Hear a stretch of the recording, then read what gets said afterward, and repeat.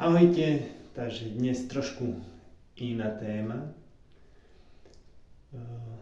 Mám 51 rokov a prešiel som si v živote už kadečím. Zomrel mi milovaný človek, nie jeden, v rukách. Sám som už 3-krát ušiel zubatej z lopaty, ako sa vraví. Takže žijem život tak, aby som ja bol veselý a nie pre iných. Aby oni boli spokojní.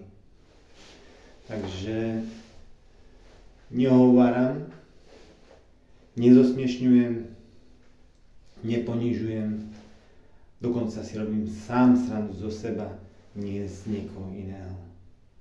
A ak to niekoho trápi, je to jeho vec. Pretože naučil som sa, že žijeme dnes, nie minule a nie zajtra, ale dnes.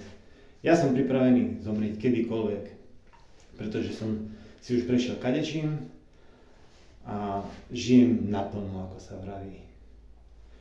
Takže ak to niekomu vádi, kľudne mi to povedzte. Jeden jediný človek mi napísal a zhodou okolností taký, ktorý má plno problémov s policajtami, s kadečím, čo povystrajal. Každý človek v živote niečo vystrojil. Takže nesúďte iných, iba tým, ktorým to vadí. Ale pozerajte na seba. Pekný deň, čaute, nech sa vám všetkým darí, aby ste boli šťastní. Každý deň, nielen raz za mesiac alebo takto. Žite naplno a žite pre seba, nie pre iných. Aby oni boli spokojní. Lebo potom nežijete, ale iba prežívate. Pekný deň, čaute.